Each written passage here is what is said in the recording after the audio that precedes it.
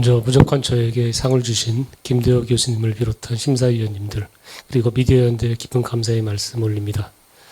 양력을 보내달라는 말씀을 듣고 지난 35년 반 동안 제가 썼던 기사와 칼럼들을 한번 돌이켜봤습니다. 그 광우병 사태가 기억나더군요.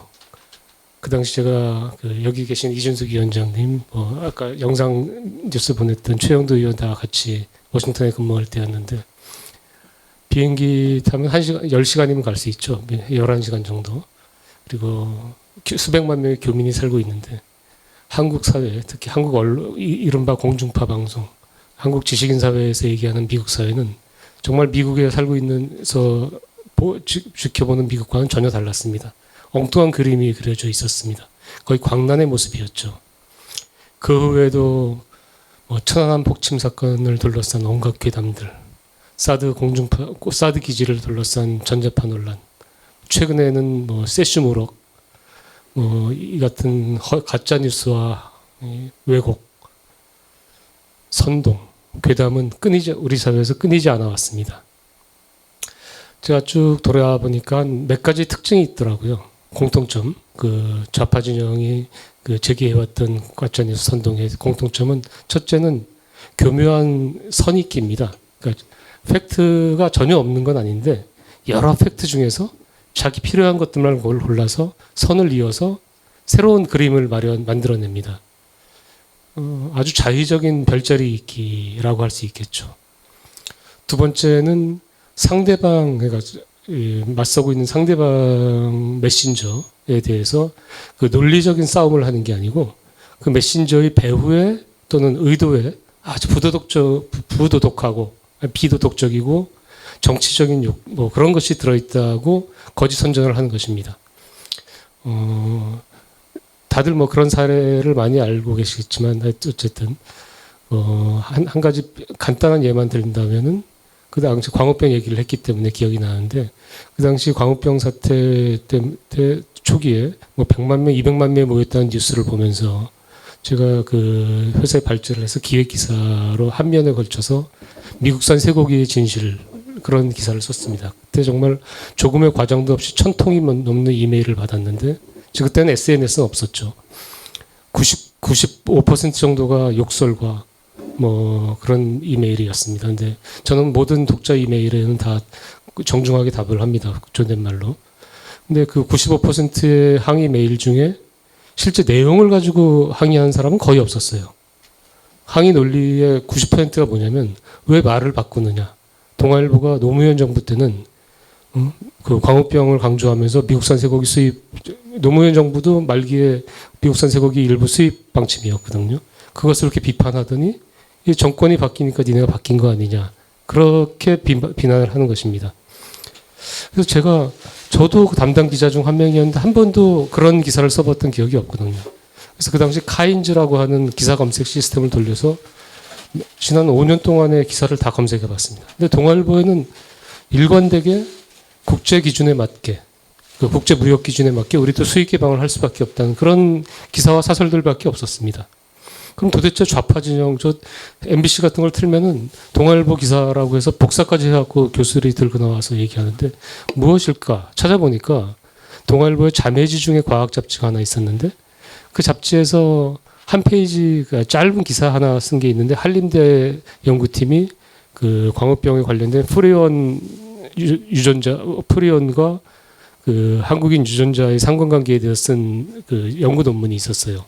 그걸 소개하는 기사의 제목이 이제 광우병 조심해야 한다. 그런 정도가 있었는데 그걸 가지고 온 세상은 동아일보가 마치 또 동아일보를 비롯한 메이저 언론 모두가 노무현 정부 때는 정반대 스탠스였다라고 하면서 이 사람들의 저 주장은 순전히 정치적인 것이다. 그렇게 주장을 했던 것입니다. 얘기가 좀 길어졌습니다만 어쨌든. 그리고 또 하나의 특징은 이제 프레임 걸기죠. 가짜 뉴스를 동원해서 프레임을 거는 거. 그러니까 세슈무럭 그 후쿠시마 원전 방수 때 좌파 진영 특히 민주당에서 계속 얘기했지 않습니까? 그럼 너는 원전 찬성이냐, 방류 찬성이냐 반대냐? 이건 찬성 반대의 문제는 아니거든요. 누가 그걸 찬성하겠습니까? 하지만 국제 기준에 맞게 안전하게 방조한다고 할 때 그걸 전쟁을 해서 막을 것까지는 아니지 않습니까? 그런 정도의 입장 차이가 있는 것인데 프레임을 걸어서 저놈 저쪽은 찬성이다. 그런 식으로 몰고 갑니다. 그리고 또 하나의 특징은 어떤 가짜 뉴스, 어떤 괴담이 이제 다 허위로 드러나도 절대 반성하지 않습니다. 끝없는 자기 합리화와 자화자찬이죠.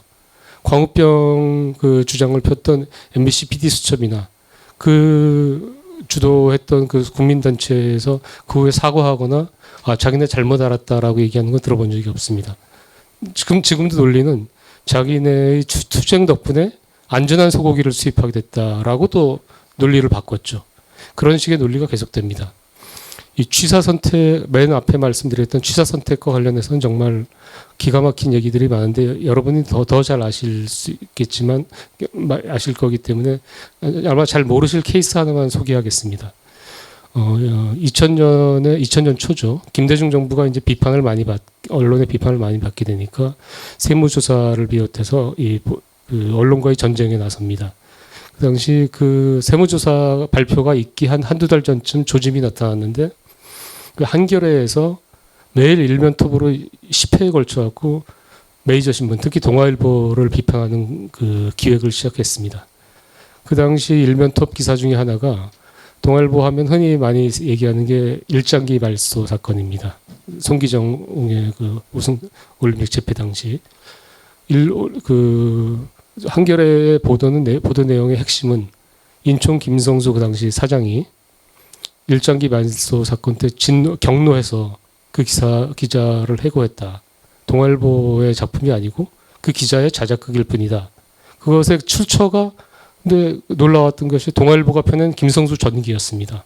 기사에 인용된. 저도 깜짝 놀랐어요. 동아일보가 펴낸 김성수 전기가 그대로 인용됐기 때문에 믿지 않을 수가 없었습니다. 근데 책도 찾아보기 어려운데 어렵게 구해서 한번 찾아봤어요. 했더니 진짜 그런 대목이 있더라고요. 김성수 선생은 첫 보고를 받은 뒤에 이게 무슨 어떤 사태가 벌어진 것인가 하면서 격노했습니다. 근데 바로 다음 문장을 넘어가면은 김성수 인초는 그 회사로 급히 돌아오는 차 안에서 신문을 구해보고 생각이 바뀌는 걸 스스로 느꼈다 하는 대목이 나옵니다. 그래서 이것은 그 민족의 정기를 발산한 것이구나. 내가 저 젊은이여도 그렇게 했겠다 하면서 격려하는 스탠스로 완전히 바뀌어서 이길용 기자가 와서 사과할 때 오히려 정반대로 칭찬해주고 격려해줍니다. 그것이 그 다음 페이지에 바로 있는데 일부러 한 대목은 다 무시하고 그 앞에서 자기네 원하는 대목만 갖다 쓰는 것입니다. 이것이 과연 언론의 자세인가? 자기네 원하는 목적에는 맞겠지만 근데 이렇게 책까지 찾아봐서 그 진위를 파악하는 사람은 그 독자 100명 중에 한 명도 되지 않을 것입니다. 나머지 99명에게는 한겨레가 의도했던 그 그림이 그려지는 것이죠. 이렇게 조직적으로 가짜 뉴스와 괴담을 만들고 대규모로 유포하는 것은 사실 이명박 정부 출범을 즈음에서부터 시작된 것이 아닌가 싶습니다. 제가 좀 분석을 해본 결과 그것을 더 거슬러 가면 안토니오 그람시라고 이탈리아 공산당 창시자가 얘기하는 진지전이 있지 않습니까? 사회 각 분야에서 진지를 구축해야 한다. 우리 사회는 저도 그 당시 세대입니다만 80년대에 부터 시작해가지고 대학, 학계, 문화, 출판 모든 곳에서 그 진보 이념, 이른바 진보 이념, 좌파의 진지화가 구축되어 왔고 처음으로 98년에 김대중 정부가 정권 교체를 하면서 좌파 진영이 정권을 잡았습니다. 그 후 10년 정권을 누리다가 10년 만에 정권을 빼앗기니 행정 권력과 사법 권력 무슨 물리력을 다 뺏긴 거 아닙니까? 그때 좌파 진영이 본격적으로 나선 것이 이제 가짜 뉴스 선동전이었죠. 그런 선동전 이후 그것에 대해서 반성하고 하는 사람은 아무도 없습니다. 아까도 얘기했듯이. 제가 며칠 전 요즘 시간이 좀 많이 남아서 요 앞에 덕수궁에 현대미술관이 있습니다. 현대미술관에서 아주 좋은 전시회를 하고 있습니다. 향수라고 하는 기획전인데 한국 대표 근현대 화가의 작품 수백 점이 전시되어 있습니다. 향수라는 테마를 가지고 아주 감동적인 전시회였는데 그것을 보다가 좀 놀랐던 것이 제가 사진까지 찍어왔습니다. 이 한국 전쟁, 그러니까 6.25 전쟁 직후 피난지에 뭐 이중섭이나 그런 분들이 다 그렸던 수많은 그림들이 전시되어 있는 옆에 큰 안내판이 있는데 한국 전쟁을 뭐라고 소개했냐면 제가 잠깐만 죄송합니다.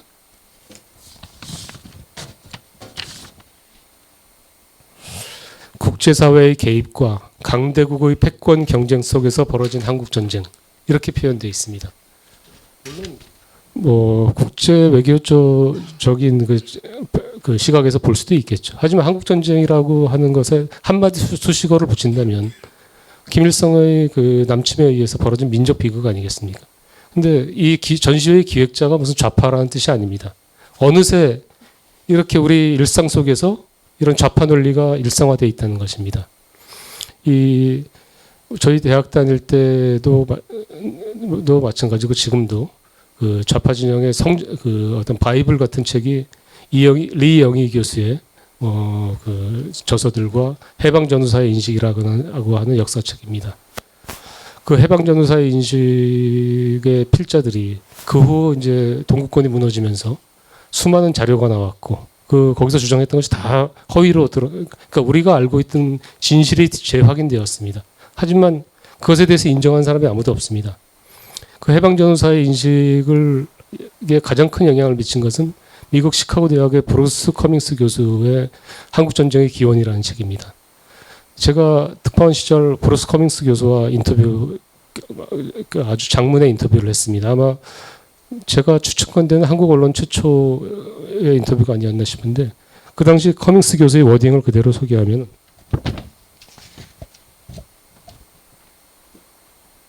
내가 한국 전쟁의 기원 그 책을 낸 후에 비밀 해지된 문건을 보니 생각했던 것보다 스탈린이 훨씬 더 깊이 개입이 있었다 하면서 자신의 잘못을 인정하더라고요. 그 원조는 인정하는데 그 영향을 받아서 우리 역사를 뒤집었던 사람들은 지금도 인정하지 않고 있습니다. 돌이켜보면 중세의 마녀 사냥, 히틀러 시대에는 또 유대인에 대해서 온갖 그런 가짜 뉴스가 있었죠. 그리고 관동 대지진 때도 유언비어 때문에 얼마나 많은 희생자가 있었습니까? 그런 희생을 야기한 그 가짜 뉴스 선동자들 가운데 그 후 참회하고 회개했다는 얘기는 들어본 적이 없습니다. 그런 선동에 휩쓸려 가지고 저 거리를 메웠던 수백만 명의 군중들 가운데 부끄러워하고 뉘우쳤다는 얘기도 들어본 적이 없습니다. 아마 이것은 앞으로도 어떤 정권이 들어서든지 계속될 어떤 우리의 멍해가 아닌가 싶습니다. 그런 만큼 오로지 팩트에 근거해서 진실을 밝혀내는 그러니까 진영과 이념을 떠나서 오로지 진실만을 얘기해야 하는 언론의 사명은 앞으로도 계속될 것이다. 저는 그렇게 확신합니다. 감사합니다. 네, 고맙습니다. 허위 조작 불공적 세력에 맞서야 된다. 가짜 뉴스에 대해서 설명을 해주셨고요.